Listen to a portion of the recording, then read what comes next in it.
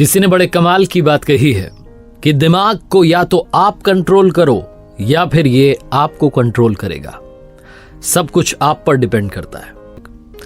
एक लड़की की कहानी सुनाता हूं जो यूरोप में एक घर में रहता था किराए से। वो अपने गांव से आकर के शहर में रह रहा था, पढ़ाई कर रहा था कॉलेज की। और जिस मकान में रहता था उसकी जो मकान मालकिन थी वो बूढ़ी अम्मा चीजें लेकर के लोगों को पैसे दिया करती थी, गिरवी रखती थी सामान को। और वो देखा करता था कि गरीब लोग आते थे, आकर के सामान गिरवी छोड़ के जाते थे और अम्मा उन्हें पैसे देती थी। लेकिन जब वो लोग वापस पैसे नहीं चुका पाते तो उनसे और लूटने लगती, उन्हें और प्रताड़ित करने लगती, वो लोग और परेशान होने लगते। वो कहते थे हमें माफ कर दो, लेकिन ये कर्जा बढ़ाती चली जाती थी।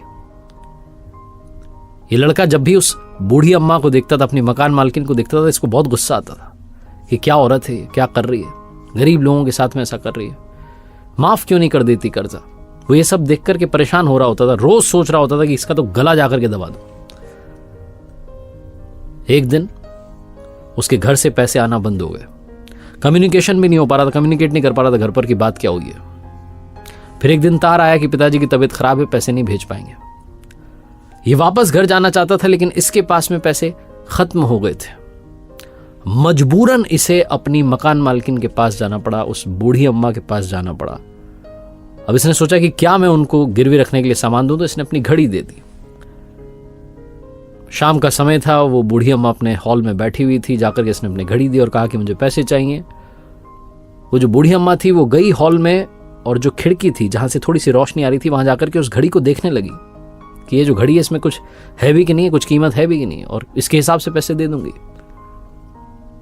ये लड़का अपनी सीट से उठा और जाकर के इसने सीधा अपने हाथों को उस बूढ़ी अम्मा के गले पर रख दिया और दबाता चला गया, बड़ी जोर से दबाता चला गया। इतना जोर से दबाया कि गला दब गया, नाक में से खून बहने लगा। वो बूढ़ी अम्मा वहीं मर गई।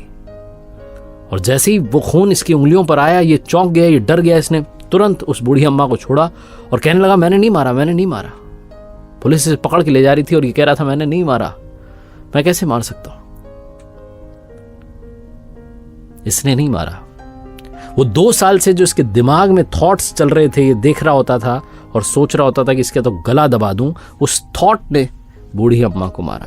क्योंकि जैसे ही ये वहां गया, इसके दिमाग ने ऑटोमेटिकली इसे इस तरीके से डायरेक्ट किया कि जाओ जाकर के गला दबा दो, और इसने गला दबा दिया। क्योंकि 2 साल से यही सोच रहा था कि इसका तो गला दबा दूं। उस दिन नहीं दबाना चाहता था, उस दिन तो जरूरत में था, उस दिन तो पैसे चाहिए थे, लेकिन 2 साल से सोच रहा था। छोटी सी कहानी जो हमें सिखाती है कि हमारी ब्रेन बहुत कमाल की चीज है।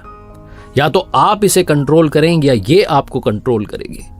कई बार जब हम घर से निकलते हैं ऑफिस के लिए, कॉलेज के लिए, स्कूल के लिए, तो डायरेक्शंस नहीं देने होते। ये जो सुपर कंप्यूटर है इसको मालूम है कि किधर जाना है, ये अपने आप आपको ले जाकर के वहां पर पहुंचा देती है। कई बार आप सोच भी नहीं रहे होते कि किस मोड़ पर मुड़ना है, लेकिन गाड़ी अपने आप घूम जाती है, क्योंकि आपकी ब्रेन को सब कुछ पता है। कुछ अपने से काम करने लगती है। आप जैसा सोचते जाएंगे वैसा ये काम करने लगेगी। आपके विचार ही आपके कर्म बन जाते हैं। ये छोटी सी कहानी बस यही समझाती है। इसलिए जो आप सोच रहे हैं उसके बारे में सोचें कि आप क्या सोच रहे हैं। अच्छा सोचना शुरू कीजिए, अच्छा करना शुरू कीजिए। एक बार फिर से वही बात जो अक्सर आपसे कहता हूं, कर दिखाओ कुछ ऐसा कि दुनिया करना चाहे आपके जैसा।